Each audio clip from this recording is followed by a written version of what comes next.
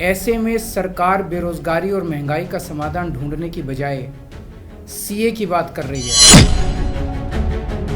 अगर 10 साल में कुछ अच्छा काम कर लेते तो शायद आज सीए की जगह अपने कामों पे वोट मांग रहे हो।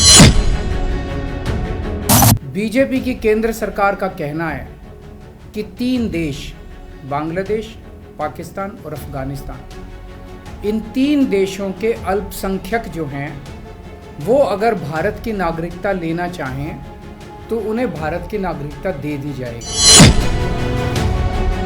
बीजेपी की केंद्र सरकार से हमारे बच्चों को रोजगार दिए नहीं जा रहे।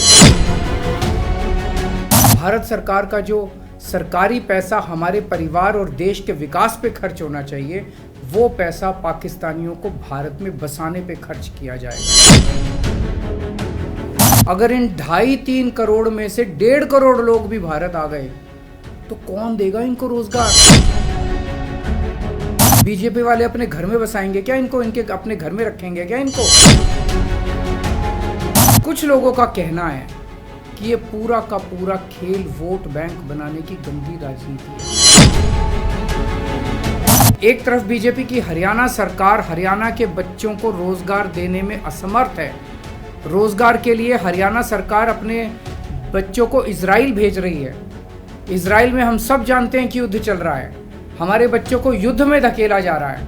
अपने बच्चों को तो रोजगार है नहीं और पाकिस्तानियों को भारत लाके उनके बच्चों को रोजगार देना चाहते हो।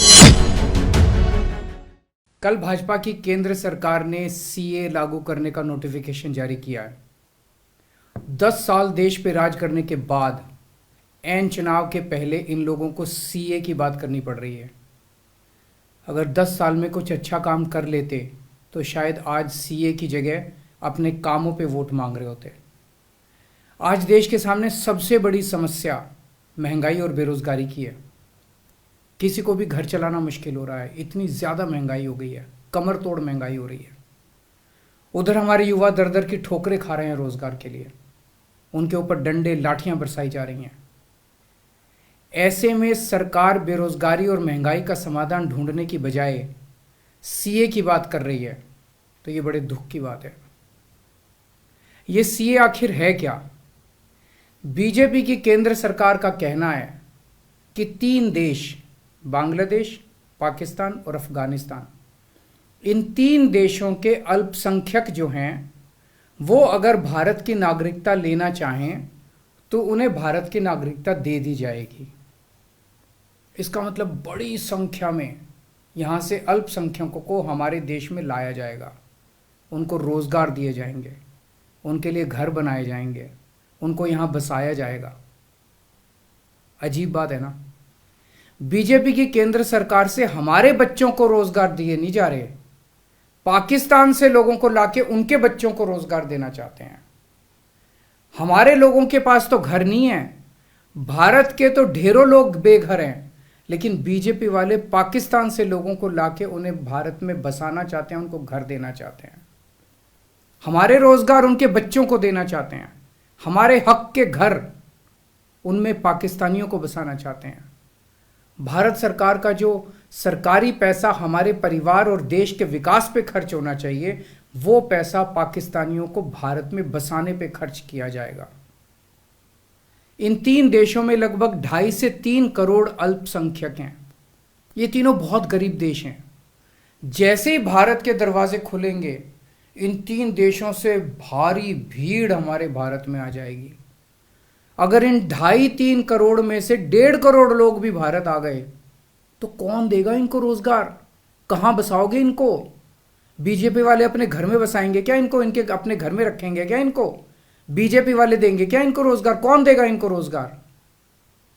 तो प्रश्न उठता है कि बीजेपी ऐसा क्यों कर रही है। कई लोगों से मैंने बात की। कुछ लोगों का कहना है कि ये पूरा का पूरा खेल वोट बैंक बनाने की गंदी राजनीति है।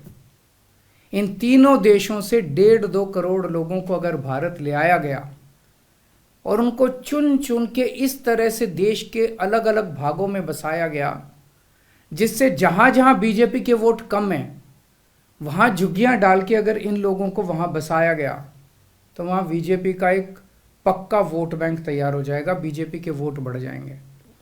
और आने वाले इस चुनाव में तो नहीं, आने वाले भविष्य के चुनाव में बीजेपी को इससे बहुत बड़ा चुनावी फायदा मिल सकता है, ऐसा कुछ लोगों का कहना है। मुझे नहीं पता ये सच है कि गलत, लेकिन सबसे बड़ा प्रश्न है कि बीजेपी ये क्यों कर रही है। एक तरफ बीजेपी की हरियाणा सरकार हरियाणा के बच्चों को रोजगार देने में असमर्थ है। रोजगार के लिए हरियाणा सरकार अपने बच्चों को इजराइल भेज रही है। इजराइल में हम सब जानते हैं कि युद्ध चल रहा है, हमारे बच्चों को युद्ध में धकेला जा रहा है। अपने बच्चों को तो रोजगार है नहीं, और पाकिस्तानियों को भारत लाके उनके बच्चों को रोजगार देना चाहते हो। मेरी तो ये बात बिल्कुल समझ से परे है। बीजेपी वाले पूरी दुनिया से बिल्कुल उल्टा चल रहे हैं। पूरी दुनिया में कोई भी देश अपने पड़ोसी देशों के गरीबों को अपने घर नहीं लाना चाहता। पड़ोसी देशों के लोगों को अपने देश में आने से रोकने के लिए पूरी दुनिया में हर देश तरह तरह के कानून बनाता है, बॉर्डर पे दीवारें लगाता है, बॉर्डर पे बिजली की तारें लगाई जाती हैं ताकि पड़ोसी देश का कोई भी व्यक्ति हमारे देश के अंदर ना आ सके।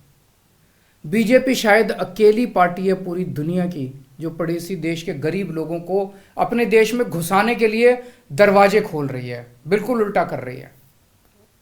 एक और बात है सोचने की, पिछले 10 सालों में 11 लाख से ज्यादा भारत के बड़े बड़े अमीर उद्योगपति और व्यापारी भारत छोड़ के चले गए।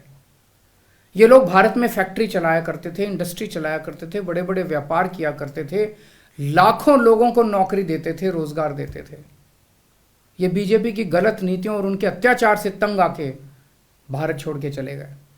अगर बीजेपी को लाना ही है तो इन लोगों को वापस भारत लेके आओ ना, जो भारत छोड़ के चले गए। ये भारत आएंगे, इनके पास पैसा है, भारत में इन्वेस्ट करेंगे, नई नई फैक्ट्रियां खोलेंगे, नए नए व्यापार खोलेंगे, अपने बच्चों को रोजगार मिलेगा। ये क्या बदतमीजी है कि बांग्लादेश के, पाकिस्तान के और अफगानिस्तान के लोगों को हमारे देश में लाके बसाएंगे और उनको हमारे बच्चों के हक के रोजगार उनको देंगे। ये लोग कह रहे हैं कि 2014 के पहले आए हुए घुसपैठियों को इन नागरिकता दी जाएगी। ऐसा नहीं है, ये तो शुरुआत है। एक बार ये सिलसिला चालू हो गया, एक बार दरवाजे खुल गए तो फिर बहुत बड़ी संख्या में पाकिस्तानी और बांग्लादेश से लोग भारत में आने लगेंगे। आज बीजेपी कह रही है 2014 के पहले आए हुए लोगों को ही नागरिकता दी जाएगी। देख लेना, अगले चुनाव में ये बीजेपी वाले इस तारीख को बढ़ा के 2024 कर देंगे कि 2024 के आए हुए पहले वाले लोगों को दी जाएगी, और फिर इसे और आगे बढ़ा देंगे। मोटी मोटी बात यह है कि पाकिस्तानियों और बांग्लादेशियों के लिए भारी संख्या में भारत आने के लिए बीजेपी सरकार ने दरवाजे खोल दिए। ये देश के लिए बेहद खतरनाक है, और इसका सबसे ज्यादा खामियाजा उत्तर पूर्व नॉर्थ ईस्टर्न स्टेट्स भुगत रहे हैं, खासकर आसाम। आसाम के लोगों की भाषा और संस्कृति खतरे में पड़ चुकी है, क्योंकि वहां पे बांग्लादेश से इतनी बड़ी संख्या के ऊपर इलीगल माइग्रेशन हुआ है। अब बीजेपी कह रही है कि इलीगल माइग्रेंट जो आए हैं उनको हम नागरिकता देंगे, उनको हम बसाएंगे, आसाम में बसाएंगे। आसाम के लोग बहुत नाराज हैं। एक तरह से देखा जाए तो हेमंत बिश्व शर्मा जो बीजेपी के मुख्यमंत्री हैं, उन्होंने धोखा दिया अपने लोगों को। अपने असम के लोगों की खातिर उन्हें सीए का विरोध करना चाहिए था। उन्हें कहना चाहिए था कि असम के लोगों की संस्कृति और भाषा दोनों खतरे में है, ये बिल्कुल बर्दाश्त नहीं किया जाएगा। तो दोस्तों, पूरे देश की मांग है कि सीए को वापस लिया जाए। हम किसी हालत में अपने बच्चों की नौकरियां, अपने बच्चों के रोजगार दूसरे देश के लोगों को किसी हालत में नहीं देंगे। और अगर बीजेपी नहीं मानती तो इसको वापस नहीं लेती, तो इस चुनाव के अंदर बीजेपी के खिलाफ वोट करके आप अपना गुस्सा जाहिर कीजिए। नमस्कार।